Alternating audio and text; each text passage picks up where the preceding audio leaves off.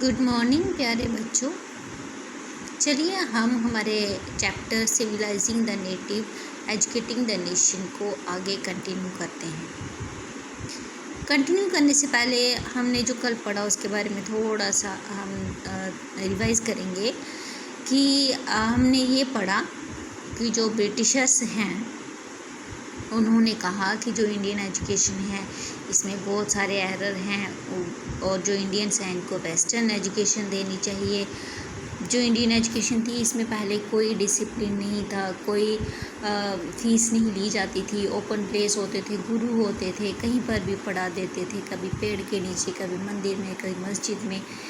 लेकिन अंग्रेज़ों ने क्या किया कि ये सारी चीज़ें जो हैं इसको ख़त्म कर दिया और जो पाठशालाज़ हैं वहाँ के गुरुज़ को रिस्पॉन्सिबिलिटी दे दी। वहाँ पर जो ग्रांट भेजने लगे, पैसा भेजने लगे, इम्प्रूवमेंट करने लगे ताकि वहाँ पर बच्चों को वेस्टर्न एजुकेशन दी जाए। अब जिनको वो जो स्कूल्स जो है वो ब्रिटिशर्स के साथ कनेक्टेड नहीं थे तो वो उनको ये हेल्प नहीं देते थे। अब धीरे धीरे सभी जो स्कूल हैं वो वेस्टर्न एजुकेशन के साथ कनेक्ट होते हैं। लेकिन इसमें जो रविंद्रनाथ टैगोर जी और गांधी जी थे उन्होंने इसकी बहुत अपोजिशन की कि वो वेस्टर्न एजुकेशन के फेवर में नहीं है। आज यही इसी के बारे में पढ़ेंगे। प्यारे बच्चों, गांधी जी ये मानते थे कि ये जो इंग्लिश एजुकेशन है हैज़ एनस्लेवस, यानी कि ये हमें गुलाम बना लेगी। उन्होंने कहा कि ये जो वेस्टर्न एजुकेशन है ये जो इंडियंस हैं इनके माइंड में एक इन्फीरियरिटी की फीलिंग आ जाएगी, क्योंकि जो वेस्टर्न लोग हैं ये अपने आप को सिविलाइज्ड और सुपीरियर समझते हैं इंडियंस के कंपैरिजन में, और इसके साथ साथ वो हमारे कल्चर को भी डिस्ट्रॉय कर देंगे। हमारी जो सांस्कृतिक धरोहर है, जो हमारी अच्छी अच्छी चीज़ें हैं वो सारी ख़त्म हो जाएंगी। गांधी जी ने कहा कि ये जो है ये एक पॉइज़न है, ये जो वेस्टर्न एजुकेशन है ये एक जहर की तरह है जो कि हमारे कल्चर को ख़त्म कर देगी और इंडियंस को अपना गुलाम बना देगी। और ये जो वेस्टर्न एजुकेशन है ये सब तरफ जो है ये फैल जाएगी, चार्म करेगी, ब्राइटली जो है सक्सेसफुल हो जाएगी, जो ब्रिटिशर्स चाहते हैं। महात्मा गांधी जो हैं वो ये चाहते थे कि एक ऐसी एजुकेशन हो जिसमें सेंस ऑफ डिग्निटी और सेल्फ रिस्पेक्ट हो। वो चाहते थे कि एजुकेशन हो, लेकिन एक ऐसी एजुकेशन जिसमें कि सेंस ऑफ डिग्निटी और सेल्फ रिस्पेक्ट जो है स्टूडेंट्स को सिखाई जाए। जब उन्होंने ये नेशनल मूवमेंट स्टार्ट की तो उन्होंने स्टूडेंट से कहा कि ये जो ब्रिटिशर्स के बनाए हुए स्कूल हैं, इंस्टीट्यूशंस हैं, इनको छोड़ दो। अगर हम इनको छोड़ेंगे तो तभी हमें आज़ादी मिलेगी, अदरवाइज़ ये जो चीज़ है ये ज़्यादा टाइम नहीं मिल लगेगा कि हम इंडियंस को अपना गुलाम बना लेगी। अब दूसरी ओर गांधी जी ये भी चाहते थे कि जो भी मतलब जब बच्चों को पढ़ाया जाता है तो वो इंडियन लैंग्वेज में पढ़ाया जाए, यानी कि मीडियम ऑफ टीचिंग जो है वो इंडियन लैंग्वेज हो, ना कि वेस्टर्न लैंग्वेज।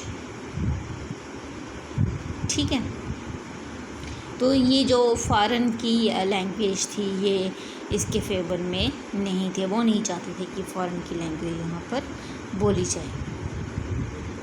इसके साथ साथ वो ये भी चाहते थे कि ये जो एजुकेशन है इसमें रीडिंग राइटिंग है, सिर्फ जो वेस्टर्न एजुकेशन है इसमें ओरल नॉलेज बिल्कुल भी नहीं है। ये जो वेस्टर्न एजुकेशन है ये टेक्स्ट बेस्ड है।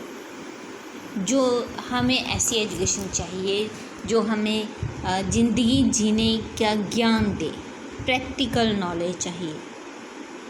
इसलिए उन्होंने कहा कि ऐसी एजुकेशन बच्चों को मिलनी चाहिए जिससे उनका माइंड और सॉल जो है वो डेवलप हो, लिटरेसी रेट भी डेवलप हो, रीडिंग और राइटिंग भी डेवलप हो।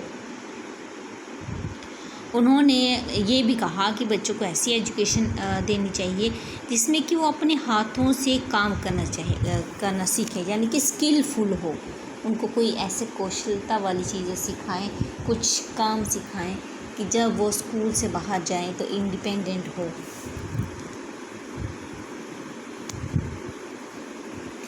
प्यारे बच्चों, शांति निकेतन स्कूल के बारे में तो आप सब ने सुना ही होगा। तो ये जो शांति निकेतन स्कूल है, ये रविंद्रनाथ टैगोर जी ने 1901 में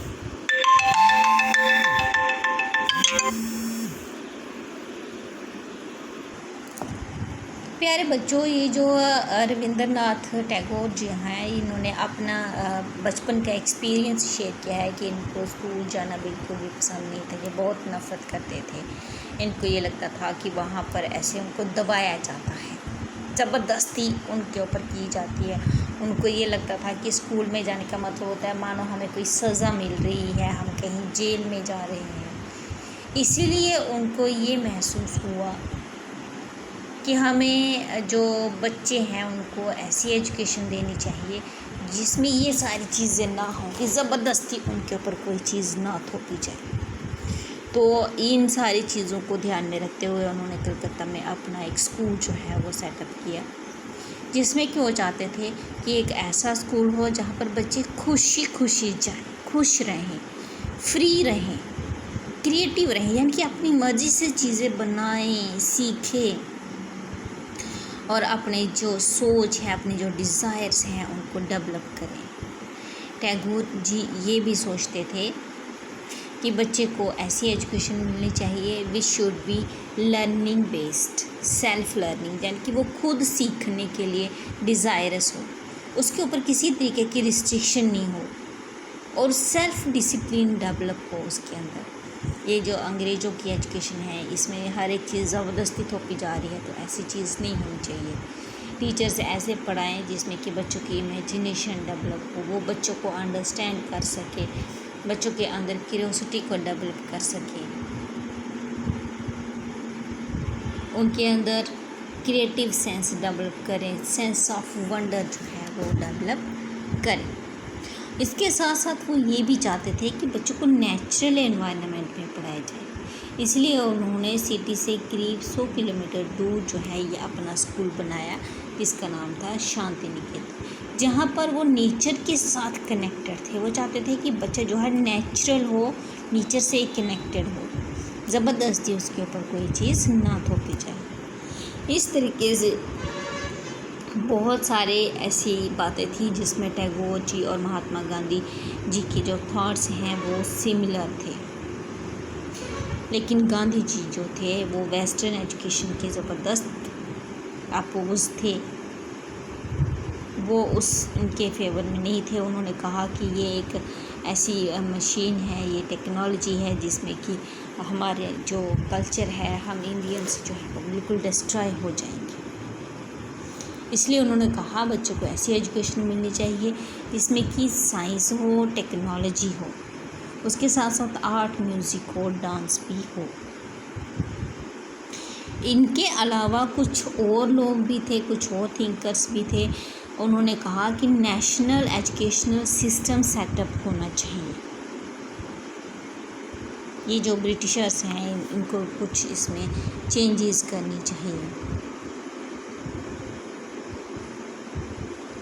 कुछ जो थिंकर्स थे उन्होंने कहा कि कल्चरल एजुकेशन भी होनी चाहिए, जब भी बच्चों को पढ़ाया जाए उसमें कल्चर के बारे में भी पढ़ाया जाना चाहिए। अब ये जो नेशनल एजुकेशन है इसके ऊपर काफ़ी सारी डिबेट्स हुई। जब आज़ादी मिली उसके बाद इसके ऊपर काफ़ी सारे सोच विचार डिस्कशंस किए। ठीक है।